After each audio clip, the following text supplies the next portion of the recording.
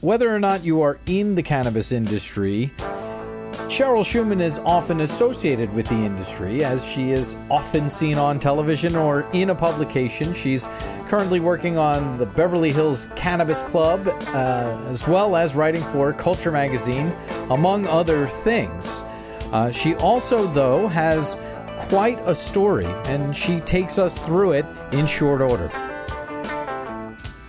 Okay, so we have Cheryl Shuman, and Cheryl, you know, whether folks are in the industry or not, they have probably seen you on the television or in some sort of printed material. How's that for an intro? That's a great intro. Thank you.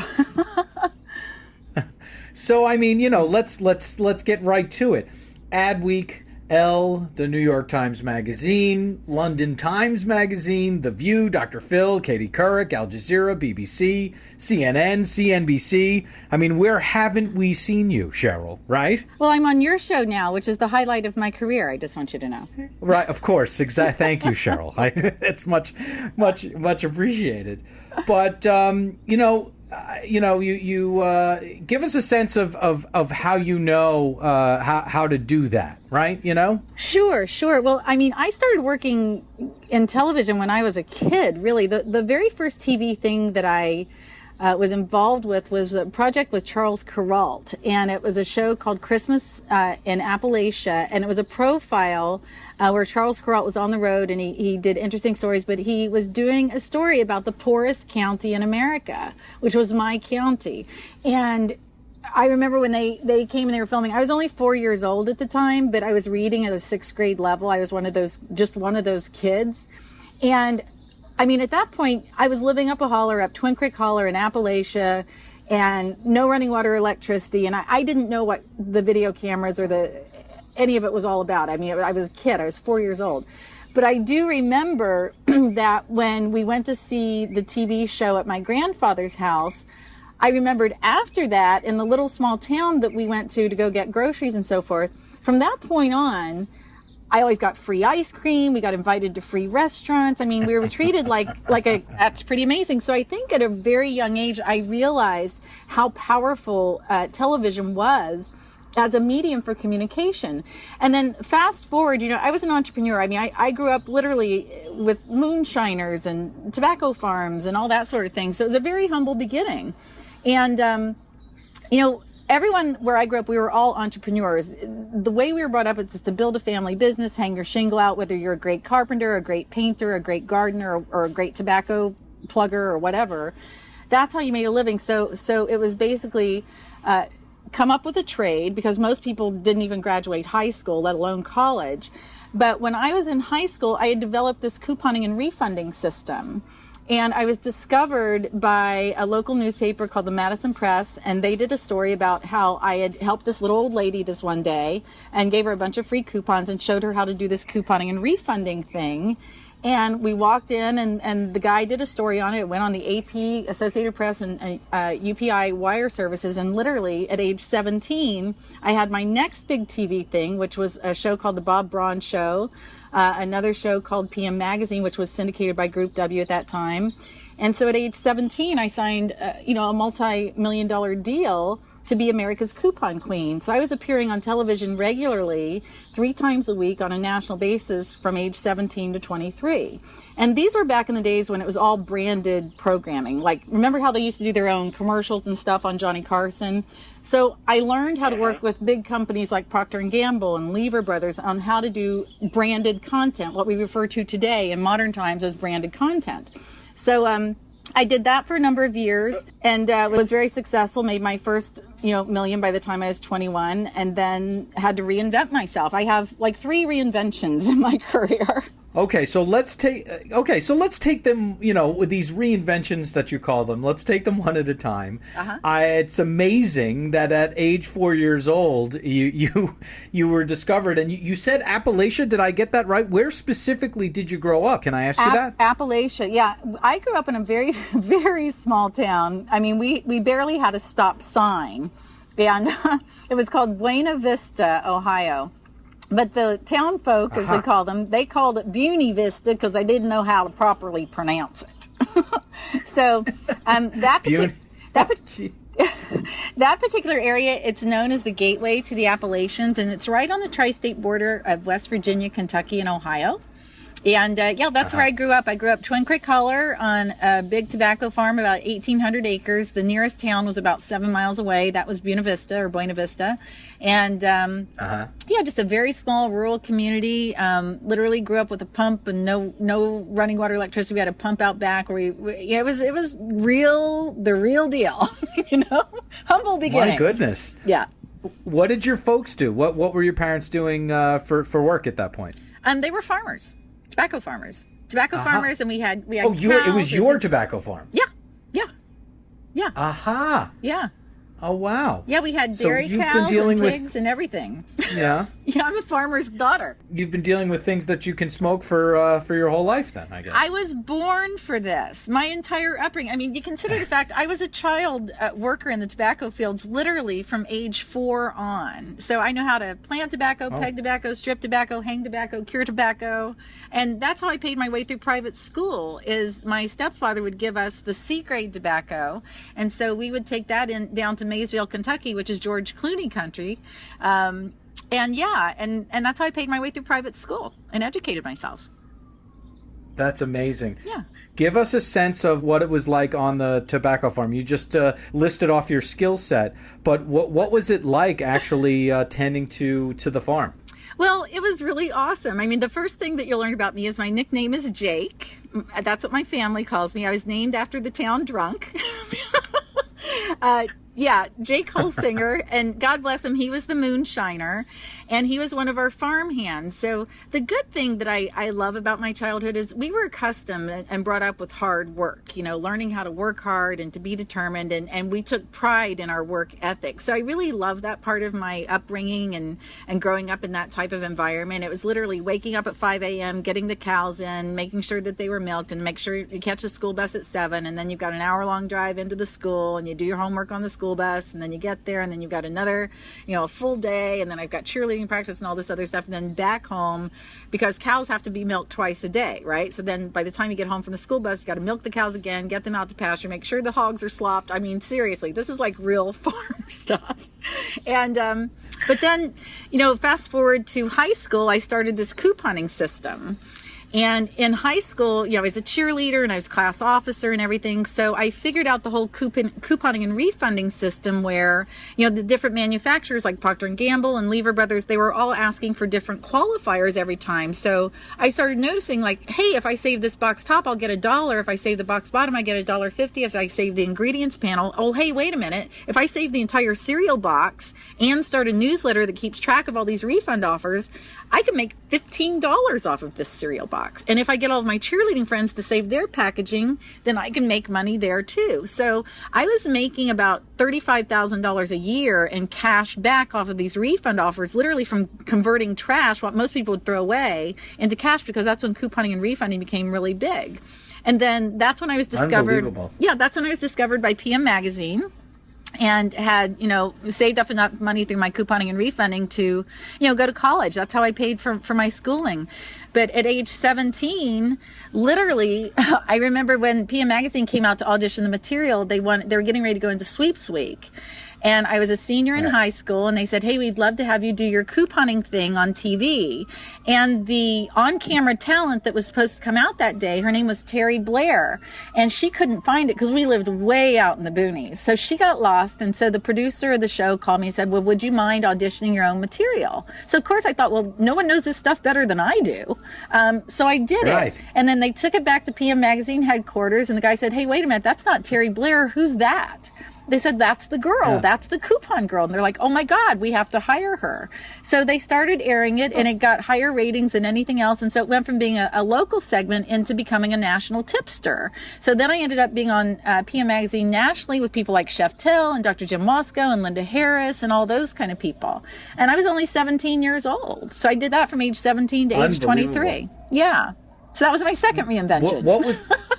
What was the totally. What was okay, we're up to two. What was the content though? If the local pieces and then to a national piece, what's the content of that piece? Well, I was known as America's coupon queen. So the very first thing I had to do is teach them what couponing and refunding was, and then they had to know what products to save. Like I said, on a cereal box, I'll give you an example. A cereal box alone, one box back then, which would cost maybe $1.50, there were 12 different qualifiers on the box. So you had your box top, which is a 1, box bottom 2, ingredients panel 3, net weight statement 4, UPC code 5, the manufacturer's logo 6, and then so forth and so on. So a smart couponing and refunding person can save that box, and on a $1.50 purchase, they can make up to $12 in cash back. Plus, a lot of times the cereal companies back then, they would say, send in this and we'll send you a free gallon of milk coupon. So I figured out the system,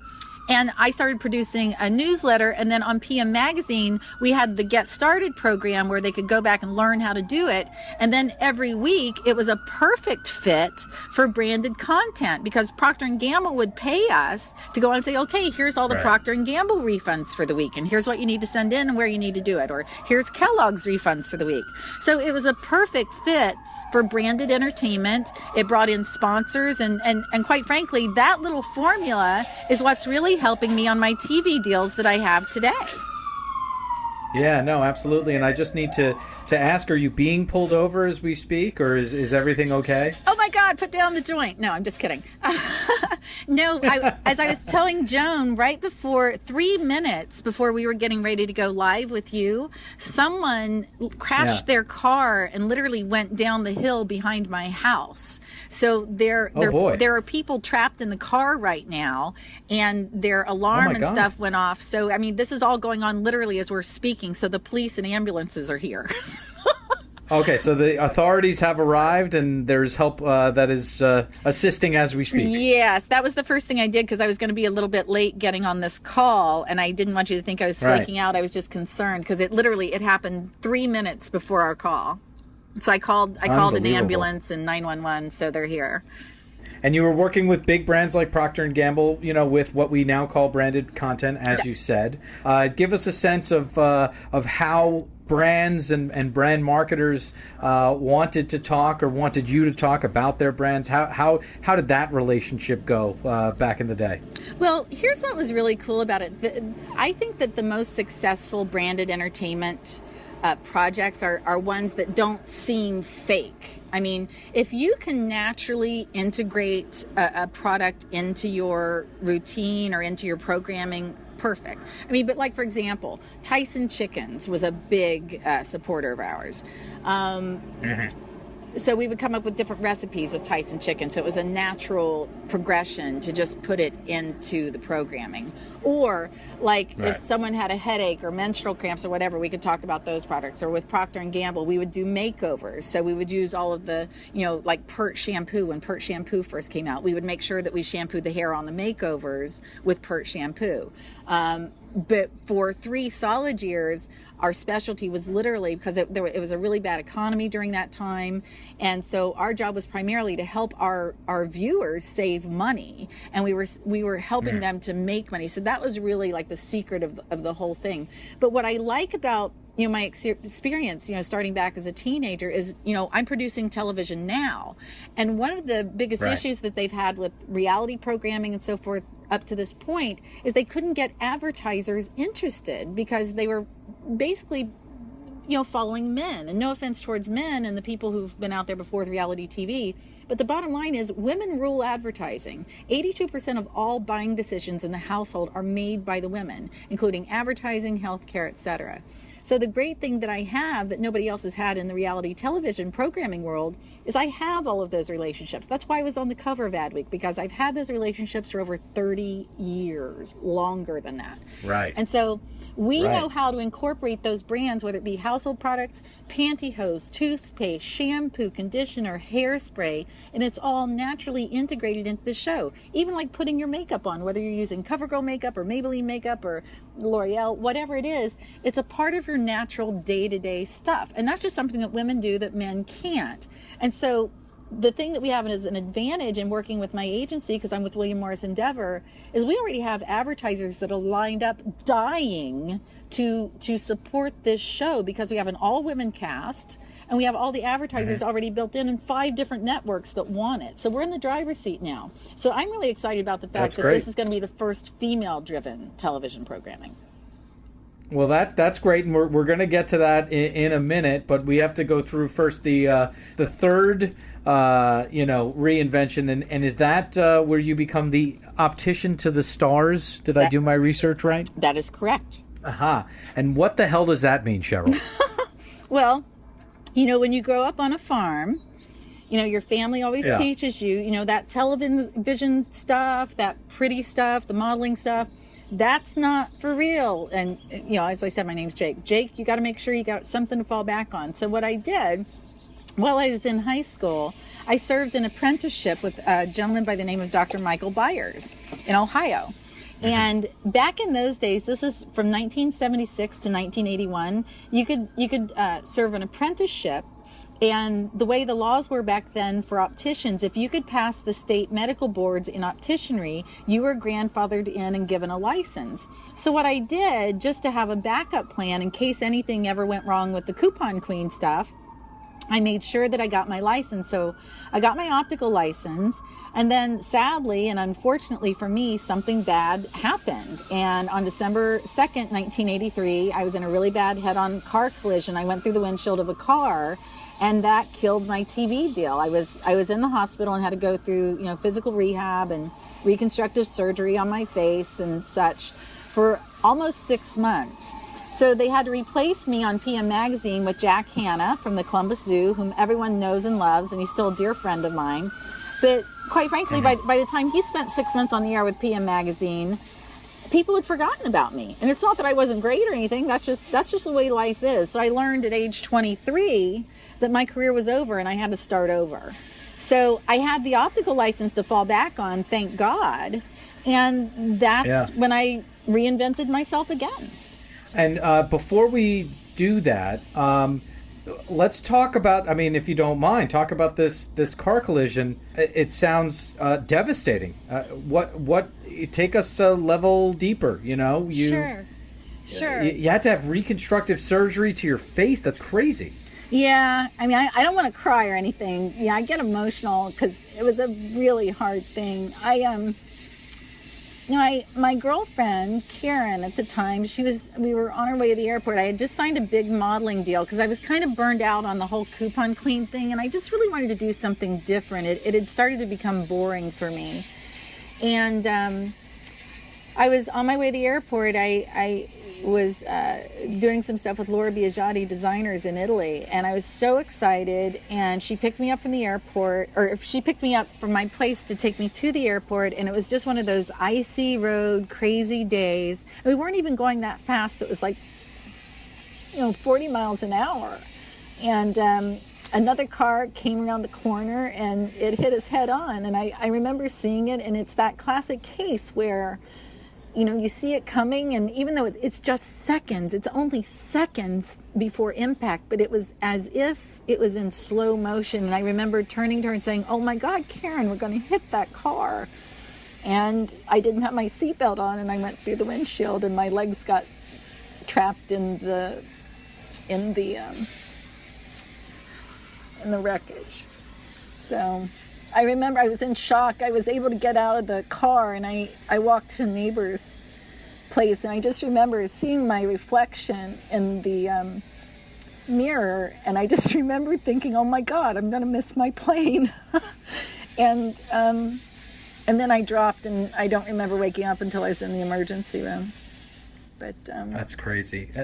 That's amazing. It was hard. What was the recovery like? What you said, you woke up in the surgery room, and what was the recovery like? It was interesting. I was in the emergency room, and I remember I'd lost a lot of blood, and they were trying to find a match because I have AB positive blood. And my parents divorced when I was like 18 months old, and I had never met my father as an adult, so I didn't even know how to find him. But they were desperate to find blood because I was losing blood so quickly. And this was right during the AIDS crisis. So I had it on my driver's license that I didn't want to take any blood transfusions. And I just remember it was kind of like an out-of-body experience where I remember thinking, well, hey down there, if I'm going to die, I'll take the blood. But no, I remember one of the girls that I was a cheerleader with, she was the ER nurse, and she came in and I was pretty bloodied, and it was so weird. My headshots were just out because they had just made the announcement in the local newspaper, and I was like a little local hero because it was a small town and everything. And I remember she walked in, she goes, "Oh my God, that's my friend from high school." And the ER doctor, I remember, because back then remember when they had those metal file things, and you could hear it snap. I remember hearing the sound of that metal thing, and he said, "Oh, she's a model and on TV, huh?" And he said, "Well, she can kiss that goodbye." And oh boy, yeah, and I could hear it. I was semi-conscious, and he didn't know that I could hear him, but I just remember being kind of trapped in my body and being unresponsive. But I remember this crazy feeling like inside my head, like I wanted to yell at him and say, "Hey, you shouldn't do that. I will be okay. I'm gonna make it." And basically, you're wrong. And I remember this feeling of being overwhelmed and just wanting to yell at him. But I couldn't. Yeah. So, yeah, that started 6 months of, my nose was smashed, my eyelid was torn, my jaw was torn, most of my teeth were knocked out, and my right leg got very badly damaged. It was hard. But 6 months of recovery, and I know that you're up and around, and we see you on TV, so that we know that everything's okay. Yes. I definitely hesitated. Yeah, I hesitated to ask about your friend because I'm fearful of what might have happened there. What did happen with your friend in that accident? To be honest with you, she was fine. We never spoke again after that because I got mad at her because she was taking Quaaludes and didn't tell me. And I was angry that she would drive under the influence like that. Wow. Because okay. we could have gotten killed. And thank God we didn't. Yeah. But I never spoke to her again after that. I just couldn't. I just couldn't. So I don't know what ever happened to her. Right. I just lost touch Well, with no, her. we talked about the accident, and there was another person in the car, but it's what I'm happy to hear is that she was okay, whether or not you speak to her. You know what I mean? Yeah. No, she was fine. She had her seatbelt on, and she was mellow and looted out, so she was fine. Me, not so much. Right. But it's all good. Right. Okay. Well, so 6 months of recovery, and you have your license, and so at age 23, you start to become this optician to the stars. That's where we left the story. Is that when you make the move to California, or geographically, or no? Yes. When I got the clear bill of health, I found out that my natural dad was living in Los Angeles, and I had never met him as an adult. I was a kid the last time I saw him. I think I was like 18 months old. So I got really excited that I found him, and I told my friends, it's like I'm not working right now. PM Magazine wants Jack Hanna, so I've got a chance to do a whole fresh start. I don't know what I'm going to do, but I'm going to California. So I literally, I just got in the car, and I was so excited. I drove straight through. And I remember by the time I got to Los Angeles, I think I had a little bit over $16 left in my name. And, it was so weird because I went from being a millionaire to like $16. It was crazy. But that's common for a lot of entrepreneurs. But so I met my dad, and it turned out he was married, and his new wife didn't know about me. So I ended up kind of trapped in California, and I slept in my car for the first couple of nights because I wasn't sure where I was going to go. But I remember I was out on the beach, out in Malibu, just past Pepperdine University. And I thought, you know what? If this is being homeless, this is not a bad gig because I'm hanging out on the beach every day. It's beautiful.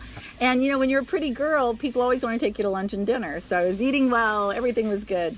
But I found this. My dad at that time had lived in Encino. And I had seen this optical shop, and it had a help wanted sign on the front thing. And so I just went in there one day, and I talked the guy into hiring me. So he hired me for $5 an hour. And I met Michael Jackson like the very first week that I was there. And I offered to make a house call. Wow. I offered to make a house call to him. And I said, and this was right during, the 1984. So it was like when Thriller and all that was happening, and Risky Business and all that kind of sort of stuff. So I offered to make a house call to him. And as we were sitting there, it was the funniest thing. I come from Appalachia. So I didn't have the right tools. So I borrowed a blow dryer and a cup to concentrate the heat to fit the glasses for him. And he looked at me and he says, "What are you doing?" I said, "I'm making do." And he says, "Making do?" And I said, "Yeah, I'm making do with what I have because I can't afford to buy what I need." And I just got here and I told him my whole story about everything that had happened up to this point, growing up the holler, being in the car accident, being the coupon queen. And now I'm here in California and I don't know what I'm going to do, but I'm going to do something and it's going to be big. So he paid for my first equipment, all my portable equipment, and he started sending people to me like Paula Abdul and George Lucas and John Landis and Elton John and Quincy Jones. And literally, I went from sleeping in my car to making over $14,000 the first month I was here. So I quit my $5 an hour. So I went into Brian, my boss at the time, my $5 an hour job, and I said, "Hey, Brian, I'm quitting and I'm starting my own business." And he laughed. He goes, "Yeah." He says, "You're sleeping in your car." And I said, "Not anymore." So then I started, I was looking through the Hollywood Reporter.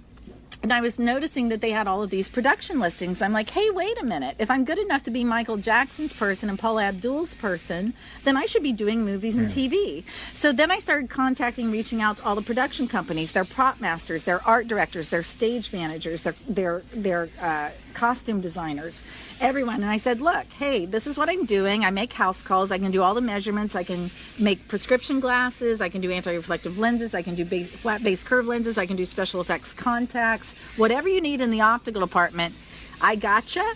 And I have over 3,000 designer frames, and I make house calls and do all the fittings so you don't have to go from store to store to store, and the actors and the celebrities love it. So I was able to get in and be first and dominate the entire optical space. This is way before Ray-Ban or anything was cool. In fact, we used to work with UPP, which was their product placement company, and do all of their lenses and stuff. So we were able to literally make glasses and sunglasses cool, working with people like Tom Cruise and Arnold Schwarzenegger and Sylvester Stallone and Julia Roberts. I mean, you name it. I've worked on over 3,000 projects, from TV to commercials to music videos, films, you name it. We've done it. And we were the only game in town for a long, long time. That's amazing. And just to kind of bring it back to that first client, Michael Jackson's from Indiana, which is extremely close to Ohio. That's right. Is that where the connection was made that you guys had? Because he didn't grow up, before the Jackson 5. He was young, but they were not, rich before they made it. Well, was there a connection there? You're going to love this. I don't know how you knew this, but yeah, you're going to love this. So listen, my Aunt Jane lives in Pendleton, Indiana, right? And it's in between Terre Haute, which is where the Jacksons are from, and Indianapolis. So the first time Michael came in, the little optical shop was called Envision in Encino.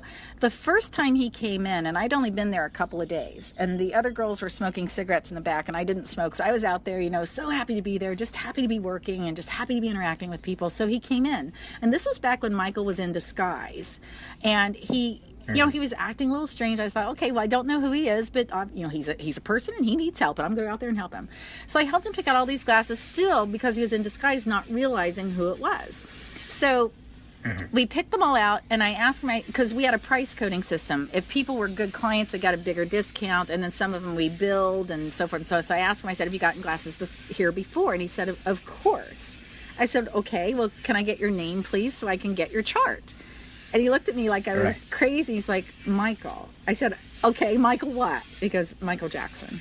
I go, okay. So I'm going back to the chart room. I'm like, Michael Jackson. Why does that sound so familiar? And then I get his chart, and then it's got all of his billing information. Okay, agent information, manager information, his attorney, and all this. I'm like, holy cow, that's Michael Jackson.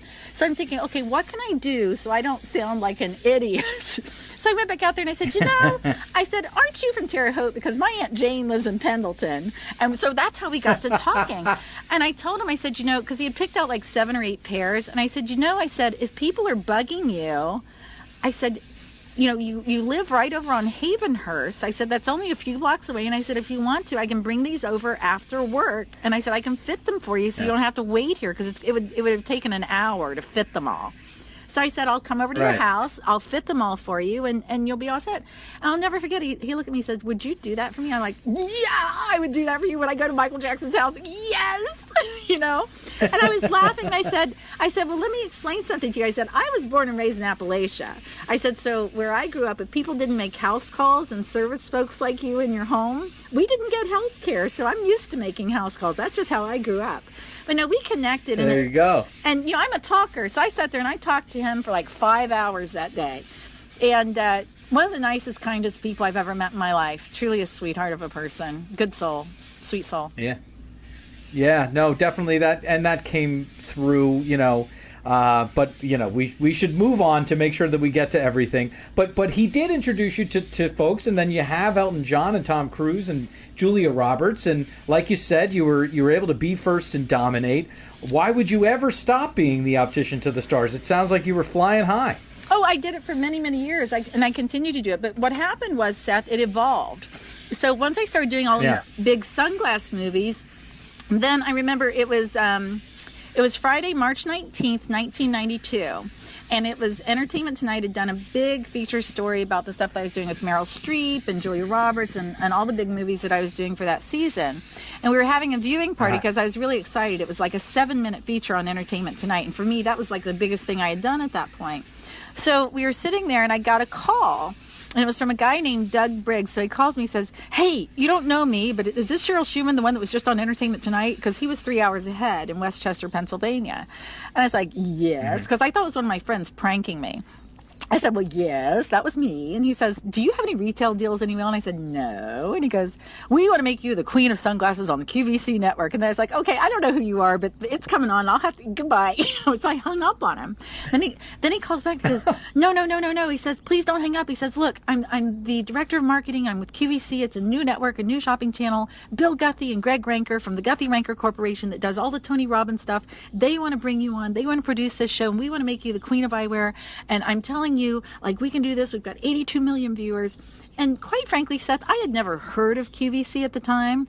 But then he said something that caught my ears. We'll fly you in first class, and after your meetings at QVC, we'll send you to New York for the weekend on our tab, best hotels, limo service, all the Broadway shows. I'm like, okay, free trip to New York. Okay, I'll go. So I went. You got me. Yeah, you got me. It's a free trip. And so we made a deal. I remember I was sitting there in Doug Briggs' office, and he asked me, he said, let me give you an hour show. He said, how many sunglasses do you think that you could sell in an hour? And I'm like, I don't know, because at that point it had never been done. The only thing that they had ever tried was the blue blockers that Joe Sugarman had. And those were outrageously successful. I mean, billions of dollars sold. But I said, I don't know. And he said, okay, well, let's do this as a trial. We'll come out to Malibu. We'll rent a house. We'll do the whole studio thing. And he said, we'll give you an hour. And he says, how much does an average optician sell in a year? So I looked into it, and the average optician sells about $250,000 worth of glasses a year. That was back in, I think it was 84. Oh, no, I'm sorry. This was in 92, 93. 92, right. Yeah. So he says, okay, well, let's do $250,000 for the hour. So that's what we did. We're out in Malibu. We're getting ready to go live. The models are there. Judy Houston's there as my co-host. I'm co-hosting with her. It's live, right? And you've got the monitors all in front of you. So Judy Houston introduced me. She's like, ladies and gentlemen, we've got Cheryl Shuman here. She's the optician to the stars. She just come off of A Few Good Men filming with Tom Cruise and Jack Nicholson and Demi Moore. And Cheryl, tell us a little bit about some of the sunglasses you brought with us today. So I'm telling them the story. We're 3.5 minutes into it. Someone calls in. We take that call.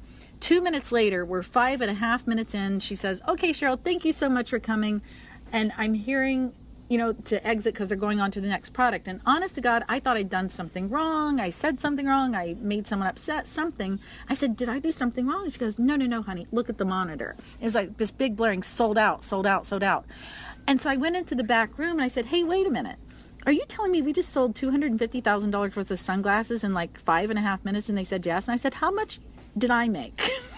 They said, well, you made about, let's see, 37,000 gross margin dollars per minute. I said, so I made $37,000 plus for every minute that I was on the air. And they said yes. So I started doing the math. I'm like, okay, that's what the royalty, that was like a 2% royalty. I was thinking, what if I manufactured them? So I ended up signing a $150 million deal with them over the next 7 years. And we did all of the top sunglasses from all of the hit movies, like the greatest hits every year, every summer. And that's what I did with QVC. So QVC was outrageous. So we were still the optician to stars, but we kept expanding. And then once QVC hit and we were in 82 million households 3 times a week for all of those years. Then I started getting calls from a lot of lifestyle companies, jewelry companies, handbag companies, restaurants, hotels, anything that has to do with celebrity lifestyle, because my specialty was what is called hand props. Hand props are things that the actors touch, or it's part of their everyday lifestyle. And because I'd done so well with the eyeglasses, all these jewelry companies were like, hey, can you get her to wear our earrings or our watch or this or that? So then I started specializing in hand props, and then that evolved to a full production company. Because when you have hand props, right, it's not like having a Coca-Cola vending machine in the background. You have to build a PR and marketing campaign, an electronic press campaign to get that placement out there, because if no one knows about it in the media, like who's wearing what on the red carpet, you don't have much other than bragging rights. So we evolved into a full branded production company where we would send our own videographers and our own photographers get high resolution images so we can use them in media outlets, whether it be Entertainment Tonight or Access Hollywood. And that's how we developed all of these great relationships with celebrities and media, because I did it for so long. Right. Okay. And so, again, you're cooking here. No reason to stop. You've got the production company. You're working on hand props. You're growing. Where is that inflection point? Where does it go from a hand prop made by a manufacturer to a hand prop which is a plant, I guess? I got cancer. Everything was going great, and I got cancer. I was on the set one day, and I got a call, and my mom called me. It was a happy call at first, because she said, you're never going to guess what happened. After 45 years of being separated, my natural parents reunited and got married. So they wanted me to come home for my very first ever family Christmas with my parents. I'd never seen my parents in the same room. So I got all excited, and I left LA, and I was driving a Porsche at the time, so I put my bikini top on. I drove cross country with the top down, and it was the happiest time of my life. And I got there, and my mom looked at me. She goes, you don't look so good. I'm like, Mom, I just drove 3 days solid. I'm tired. And she said, when was the last time you went to the doctor? And it had been a long time. And, I knew that I was tired, and I honestly just thought it was stress. But I ended up being diagnosed with cancer and was rushed into emergency surgery. And they said I wouldn't make it past my birthday. So I started winding down and taking care of business like I had to. And everything stopped. And then it was funny. I had just signed my living will and, gathered my kids together, and my quality of life had gotten so bad that I had gone ahead and scheduled a physician-assisted suicide in Oregon because my body was shutting down, and I didn't want my kids to be burdened with that. So in my last days before going into hospice care, I had forgotten that I'd signed up for the Match.com 6 months to guarantee to find love before I left. And I had switched it to Ohio because I thought, well, maybe I'll reunite with some of the kids that I went to high school with. And sure enough, I did. Right. And one of the boys that wrote to me was the pot guy in school. I was like, oh my God, weren't you the pot guy in school? He's like, yeah, that was me. And I'm like, oh my God, I remember you because I had dated his brother. His brother was the first boy I'd ever kissed. So he's like, oh my God, you look so beautiful in your pictures, and I see you on Match.com, and I'd love to meet you, and we should go out on a date. So then I had to break the news to him. As happy as I was to reunite with him, I had to tell him, I'm like, oh yeah, well, I don't look like those pictures anymore, and honestly, I'm not a good candidate for a relationship right now because I'm dying, okay? And I think he thought that I was kidding, but obviously I wasn't. I remember he came to see me in the hospital, and right at the time he walked in, I was clipping out a coupon from the Penny Saver to save on my cremation. And he walked in, he goes, oh my God, that's so morbid. He said, are you actually clipping out a coupon for your cremation? And I'm like, yeah. And he goes, oh my God, a coupon queen till the end. And we laughed. And so we started talking, and his sister was growing these CBD strains out in California.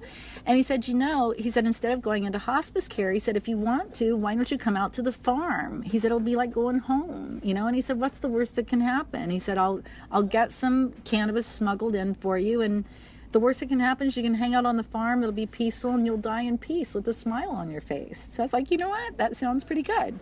So I signed out AMA against medical advice, and I made a deal with him that I would give him $50,000 out of my life insurance policy to hang out with me until I died. And what was weird is he believed that we could heal myself with the CBD stuff. And this was 7 years before Dr. Sanjay Gupta had ever even heard of CBD. And so we learned how to juice it and how to cook with it and how to do the extractions and the compounds. And then I started to get my body alkaline. And literally within 30 days, because I was still on an intravenous morphine pump and everything, and I was in a hospital bed, with a catheter and all that, I couldn't even go to the bathroom by myself. I'd lost my dignity. I'd lost my quality of life. But within 30 days of doing this regimen, and I had gone on and I learned about the Tikkun Olam Foundation in Israel, and I learned about Dr. Raphael Meshulam and all the great endocannabinoid scientists. And, when I first looked into it, this was way before anyone had ever even heard of it. And so back then, if you talk about CBD and especially if you're talking about as a possible cure for cancer, people thought I was nuts. They thought people still think I'm nuts, but I was just ahead of my time. And I remember learning and just going on YouTube and trying to find everything I could, and I started documenting it all and keeping a video diary, because I thought, there has to be other people out there that are going through this same thing, and they have to know that they're not alone. And if people just knew and understand that even if it doesn't cure me, at least my quality of life is better. And if it can help just one person out there, just one, to not feel alone. Because, the hardest thing about being seriously ill is after a certain point, people don't know what to say. What are they going to say? Oh, you're dying. I'm so sorry. Oh, you're dying today. Oh, you're dying again today. And people move on with their own lives, and they don't want to be faced with that, and it brings them down. So that's the biggest problem when you're truly ill, is because it's the loneliest place on the planet. So I just started doing these video blogs, and just to connect with people, let them know, hey, you're not alone. I'm out here. Somebody cares, and you know what? We can do this. We can heal each other. Just this is what I'm doing. These are my results today. Look how much better I feel. I got the catheter out. I got my intravenous morphine pump out. I was able to walk by myself for the first time today without being in a wheelchair. And then the 60 days, I was able to go shower and literally drive again. By 90 days, I was able to work again. And that's when I made the decision, Seth. It's like, you know what? Again, this was 2007.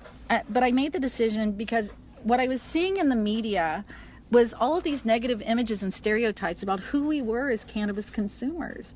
And I thought, I don't want to feel ashamed of being a cannabis consumer. This is the greatest thing that ever happened to me. It saved my life, and it can save other people's lives. So that's when I decided, that's when you have that come to God meeting. It's like, hey, God, listen, get me through this. And I promise you, I swear to you, I will do whatever I can to make this right. And I will dedicate the rest of my life and using what resources I have and know to fix this. And I didn't know how at the time, but then I started researching it. And there was a woman by the name of Pauline Sabin back in the 1930s.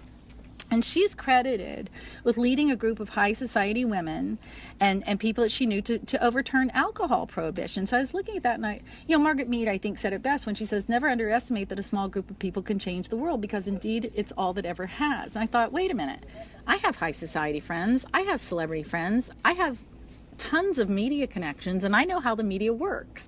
So when you consider the fact that William Randolph Hearst and the Hearst Corporation, which is a media corporation, is the one that demonized the plant, that started coming out, with reefer madness campaigns and, marijuana, and it's the devil's weed and all this, I was thinking to myself, all this is a simple rebranding campaign. This is a rebranding campaign. This is a lovely little plant that does a wonderful, it's a great healer. It heals a multitude of illnesses, and it can heal our economy. So all we have to do is rebrand it. It got a bad reputation. Let's fix it. So that's what we started doing. So the very first call that came in, because I kind of put it out to the grapevine. Well, wait, I just want to stop you there, Cheryl, Sure. because I want to make sure we understand, first off, what kind of cancer it was, if you did go into remission, which I feel like you did, and if you do think that it was cannabis that put you in remission. Sure. I was diagnosed with ovarian cancer, but the tumors had also spread through my colon and part of my bladder, and it was a big mass. Part of it was malignant, and there was other, cysts and like a mass of tumors that were not malignant, but they took everything. So I had a radical hysterectomy, and they removed part of my bladder and part of my colon. So then I was taken into another hospital. I did everything that Western medicine could do. And then when they went in to do the next MRIs and CAT scans and PET scans and everything, they found another mass. I still have a mass on my liver. It's about 8.5 centimeters by 11.5 centimeters, and it has grown into the fundus and gallbladder and getting ready to enter into the stomach. And it's inoperable. I will need a liver transplant at some point, but that's when it really hit me, because I just felt like, wow, I got through all of this. Now I've got this to deal with.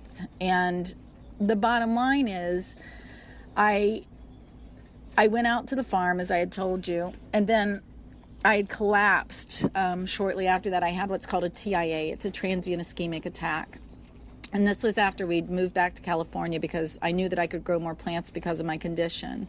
So I wanted to be in a legal state, but literally one day I had to be rushed to the emergency room there, and I had this transient ischemic attack and was in the emergency room, and the doctor asked me, he says, so, they always ask you the same question, so what medications are you on? So I went through the list of what I had been on, but then I very proudly announced to him that, I'm very proud of the fact that I'm using medical marijuana exclusively now, so I don't have to take any of the pharmaceuticals.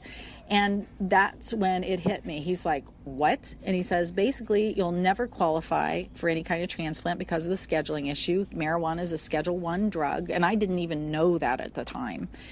And he said, I'm also going to have to contact your insurance because you're in violation of your insurance policy.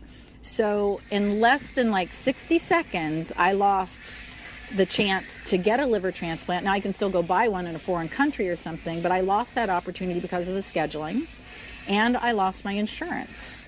So when I have to go in every 3 months now, and will continue to have to monitor my health for the rest of my life, to do the CAT scans and the MRIs and everything, it's about $30,000 a piece. And I've had to pay for it out of pocket this entire time because I haven't been able to get the Obamacare plan to work for me yet, which I'm still working on.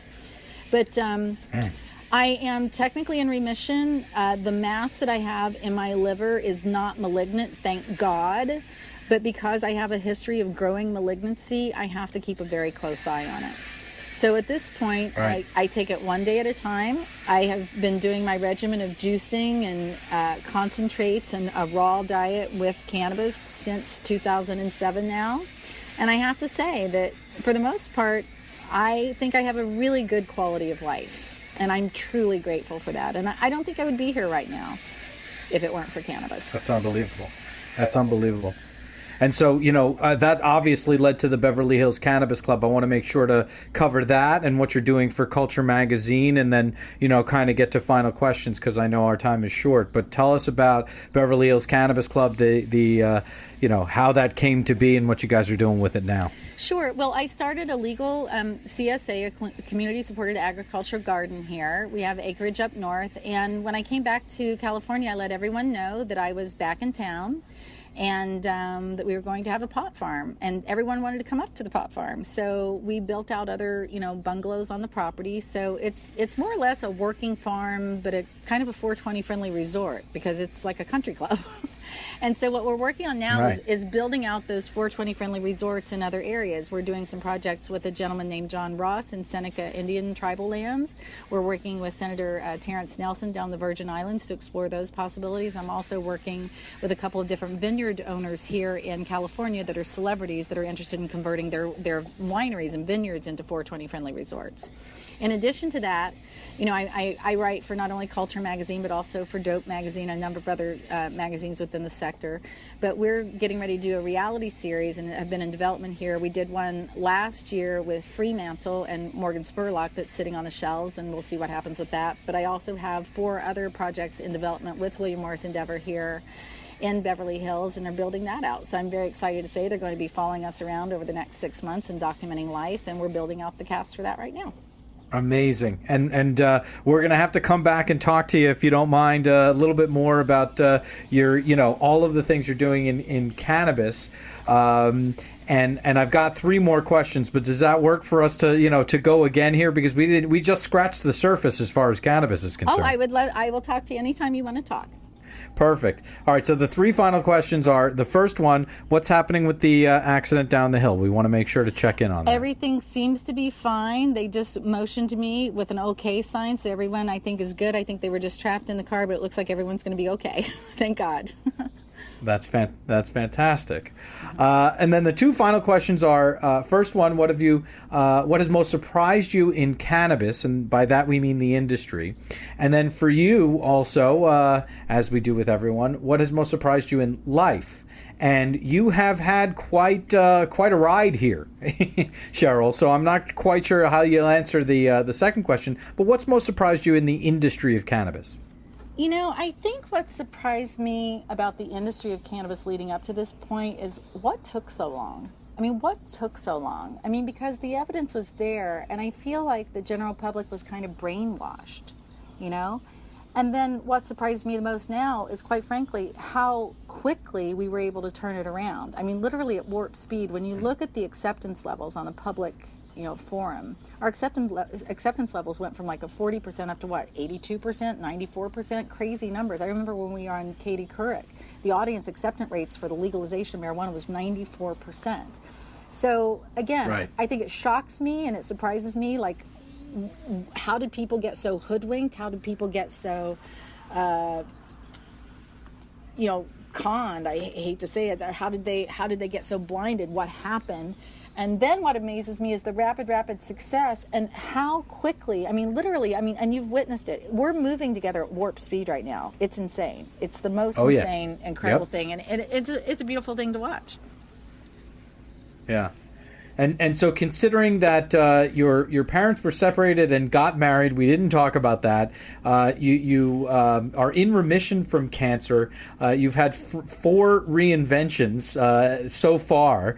You've shared airspace with Michael Jackson, among others. What's most surprised you in life, Cheryl? The fact that I haven't been able to find the love of my life. Where is he? Well, we can work on that, Cheryl. We can get that done. Come on. Actually, I met someone recently. I don't know if you've seen it in the news, but someone very special. I won't talk about it, but I feel like I've met one of the greatest people in my life, and I kind of sort of feel like a princess right now because he's such an amazing human being. I feel very blessed. All right. Well, we're rooting for him as long as you guys are together. And if you guys do ever break up, we're obviously on Team Cheryl, and that'll be that. How about that? I love it. Thank you. You got it. All right, Cheryl, thanks so much for your time. We'll come back and do this again. And unbelievable. Thank you so much for sharing your story with us, and good luck with treatments and the every 3-month visits, okay? Thank you so much for having me. It's really an honor, and I hope to see you guys again soon. That is quite a story from Cheryl Shuman. And we really just did scratch the surface as far as cannabis is concerned, but to think all the way back when she made a connection with Michael Jackson based on the fact that they're from a similar part of the country, and her story went on from there. We didn't even talk about it. Her parents got remarried, and what a story.